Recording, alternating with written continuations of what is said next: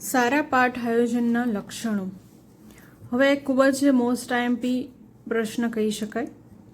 4 માર્કમાં પૂછાઈ શકે છે કે સારા પાઠ આયોજનના લક્ષણો જણાવો. આ સિવાય પાઠ આયોજન નોંધના સોપાનો પણ એક પ્રશ્ન પૂછાઈ શકે છે. આપણે આગળ જોઈ ગયા સોપાનો, ટોટલ 9 સોપાનો હતા, તો એ પણ પૂછાઈ શકે છે. અને લક્ષણો વિશે પણ પૂછાઈ શકે છે. તો લક્ષણોમાં આપણે જોઈએ તો સારું પાઠ આયોજન લેખિત સ્વરૂપમાં હોવું જોઈએ. એના સામાન્ય હેતુ, વિશિષ્ટ હેતુ સ્પષ્ટ રીતે નોંધાયેલા હોવા જોઈએ. પાઠ આયોજન વર્ગની પાશ્ચ ભૂમિકાને ધ્યાનમાં રાખીને તૈયાર કરવું જોઈએ. બાળક એટલે કે વિદ્યાર્થીની વય, રુચિ, જ્ઞાન, વૃદ્ધિ, શક્તિ, અપેક્ષાઓ, વર્ગના વાતાવરણ નજરમાં રાખી પાઠ આયોજન થવું જોઈએ.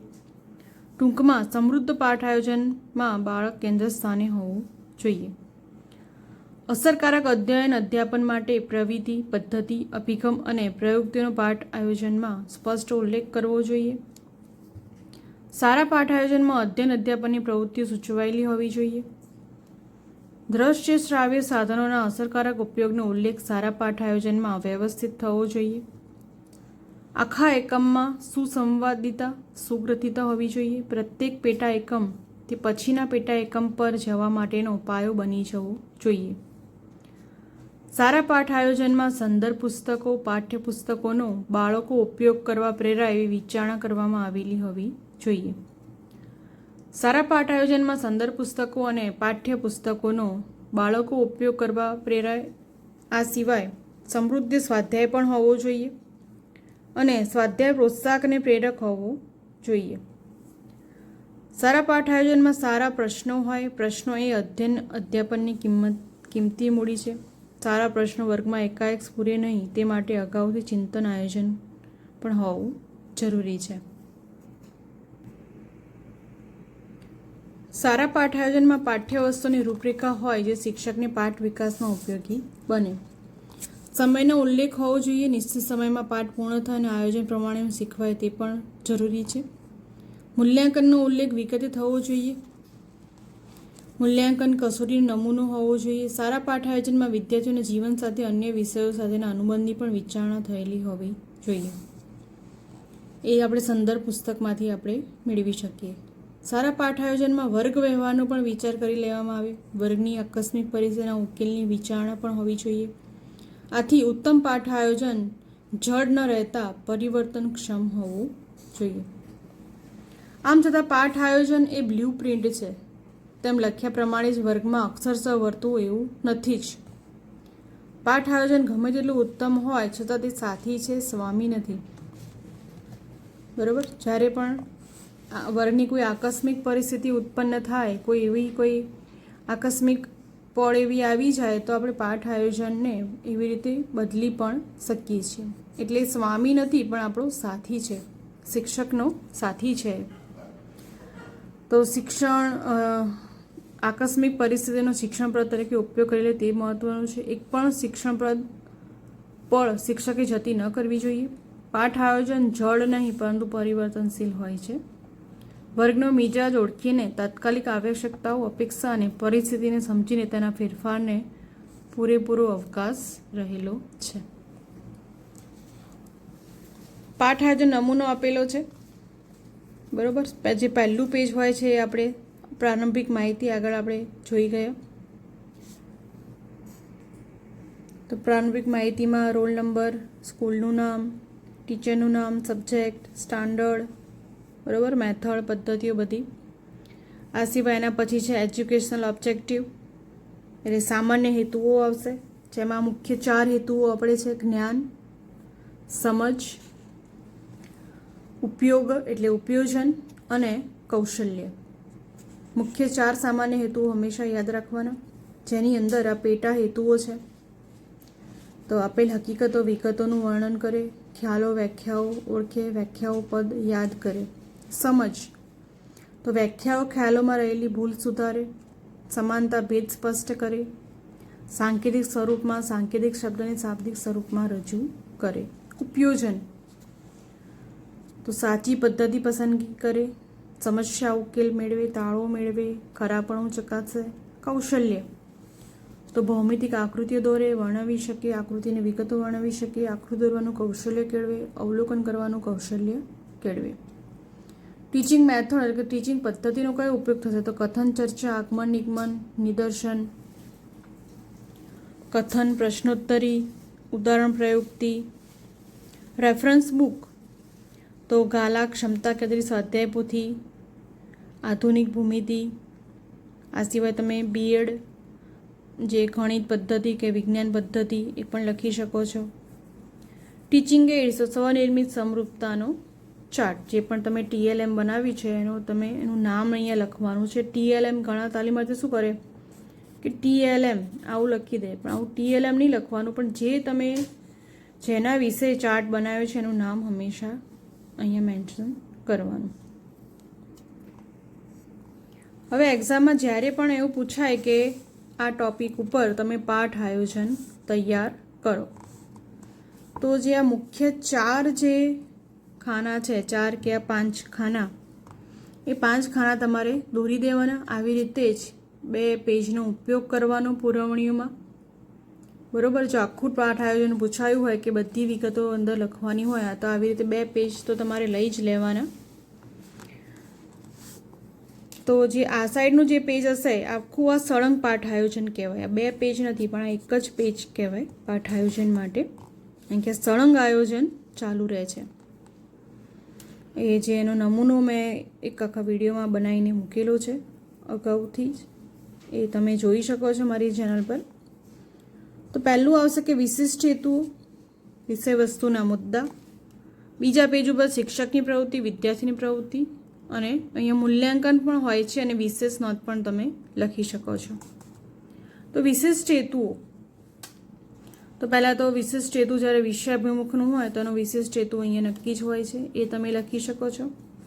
વિષયાભિમુખની અંદર ગણિતમાં શું હોય છે કે તમે પહેલાં જે વિષય નિરૂપણ કરાવશો એના પ્રશ્નો હશે અને સામે અહીંયા ટૂંકમાં એના જવાબ લખવાના હોય છે. આ બુકની અંદર છે એટલે ઘણો મોટો એક લખેલો છે. આપણે 30 થી 35 મિનિટમાં પાઠ આયોજન તૈયાર થાય એવું એક પાઠ આયોજન તમે જાતે જ નક્કી કરીને પહેલાંથી જ તમે લખી શકો છો અને તૈયારી કરીને એક બાજુ રાખી શકો છો. તો સૌપ્રથમ આવશે વિષયાભિમુખ. એના કમસે કમ 5 પ્રશ્નો તમારે લેવાના, જેથી વિષય આપણો જે ટોપિક જે છે એ નીકળી જાય. બરાબર, બધું આ બંને પેજ સાથે જ ચાલશે આગળ મેં કહ્યું એમ. એ જ વખતે વિદ્યાર્થી શું કરશે એ એની પ્રવૃત્તિમાં લખવાનું.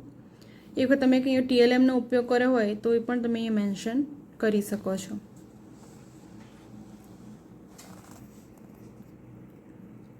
વિષયાભિમુખ પૂર્ણ થાય એના પછી શું આવશે? હેતુકથન. તો આજે આપણે સમરૂપ ત્રિકોણો વિશે અભ્યાસ કરીશું. તમારો જે પણ ટોપિક હોય અહીંયા લખવાનો. બરાબર, એ વખતે શિક્ષકની પ્રવૃત્તિ, વિદ્યાર્થીની પ્રવૃત્તિ. એના પછી આવશે વિષય નિરૂપણ, કે જે મેઇન કન્ટેન્ટ છે સમરૂપ ત્રિકોણોનું એ અહીંયાથી સ્ટાર્ટ થશે. એ વખતે અહીંયા વિશિષ્ટ હેતુઓ આવશે. બરાબર, કે વિદ્યાર્થીઓ 2 ત્રિકોણની આકૃતિ પરથી સમરૂપ ત્રિકોણો ઓળખે. જે પણ તમારું અહીંયા વિષય વસ્તુ કન્ટેન્ટ ચાલુ રહેશે એ પ્રમાણે અહીંયા વિશિષ્ટ હેતુઓ આવશે. શિક્ષકની પ્રવૃત્તિમાં શું આવશે? ક્વેશ્ચન આવશે, બધા ક્વેશ્ચન લખવાના. આ સિવાય શિક્ષક શું કરશે એ પણ લખી શકાય. અને એ વખતે વિદ્યાર્થીઓ શું કરશે? તો કંઈ જ્ઞાન ગ્રહણ કરશે, ત્રિકોણ વચ્ચેનો સંબંધ ઓળખશે, શિક્ષકની સાથે પ્રવૃત્તિમાં સક્રિય રસપૂર્વક ભાગ લેશે. પછી કાપા નોંધ જે છે એ પોતાની નોટબુકમાં લખશે. એ જે ઘણી બધી બાબતો જે વિદ્યાર્થી કરશે એ વિદ્યાર્થીની પ્રવૃત્તિમાં આવશે. તો આ જે સળંગ પાઠ આયોજન ચાલી રહેશે બંને પેજમાં, કે આ પેજ અલગ છે ને આ પેજ અલગ છે એમ નહીં, પણ સળંગ આ 2 જે પેજ દેખાય છે એવી રીતે જ તમે પરીક્ષામાં પણ લખવાનું રહેશે. હવે 30 થી 35 મિનિટનો જો પાઠ આયોજન હોય તો એ પ્રમાણેનું વિષય વસ્તુ લેવાનું. આગળ માહિતી આપી એના પછી ઉદાહરણ તમારે લેવાના. ઉદાહરણમાં પણ અહીંયા પ્રશ્નો આવશે, અથવા તો શિક્ષક જે પ્રવૃત્તિ કરે છે એ તમારે લખવાની.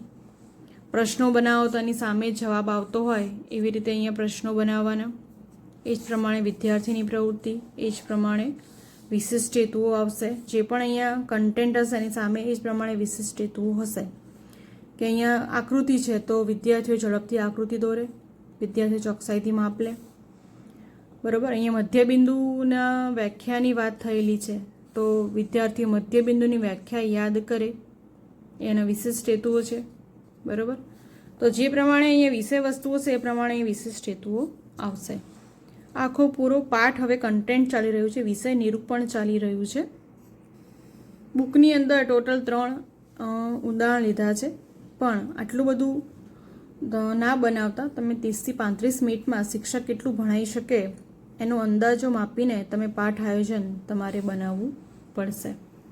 આ બીજો પ્રશ્ન છે, બીજું ઉદાહરણ છે. સેમ ટુ સેમ આગળ જે પ્રોસેસ કરી એ પ્રમાણે જ અહીંયા લખાણ પણ આવશે અને એ જ રીતે એના બધા જ ખાનાની અંદર એ પ્રમાણે વિગત લખવાની આવશે.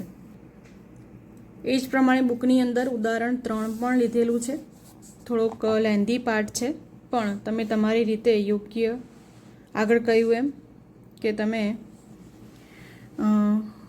30 થી 35 મિનિટમાં જેટલું કન્ટેન્ટ સમાવી શકાય એટલું જ કન્ટેન્ટ લઈ શકો છો.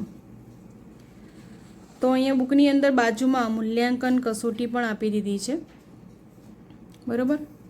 ઘણા બધા પાઠ આયોજનમાં પાછળ મૂલ્યાંકન હોય છે, પણ અહીંયા બાજુમાં લખ્યું છે, તો તમે પાછળ પણ લખી શકો છો.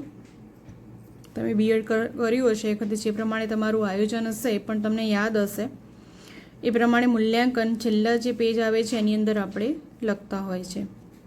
તો ખરા ખોટા વિધાનો જણાવો, આકૃતિ પરથી ખાલી જગ્યા પૂરો, આ પ્રકારના તમે મૂલ્યાંકનનો ઉપયોગ કરી શકો છો. તો છેલ્લું પેજ આવશે એ કાપા કાર્ય આવશે.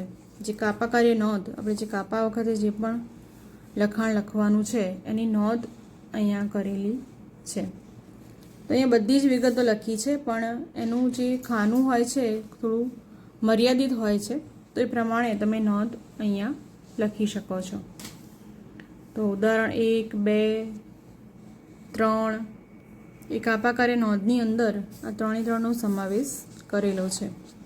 લાસ્ટ જે પેજ હોય છે એની નીચે શું હોય છે કે સારા લક્ષણો અને સજેશન જે સૂચનો હોય છે.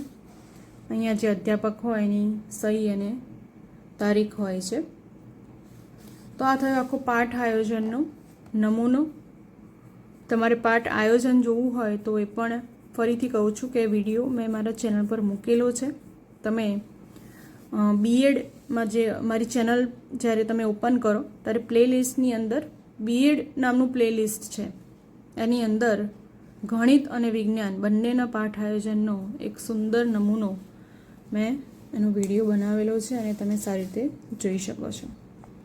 તો આજે આપણે પાઠ આયોજન નોંધ વખતે એની જે જરૂરી બાબતો જે છે, એના સોપાનો, એના લક્ષણો, પાઠ આયોજન બનાવતી વખતે શું ધ્યાનમાં રાખવાનું, એ બધી જ બાબતોની આપણે ચર્ચા કરી છે.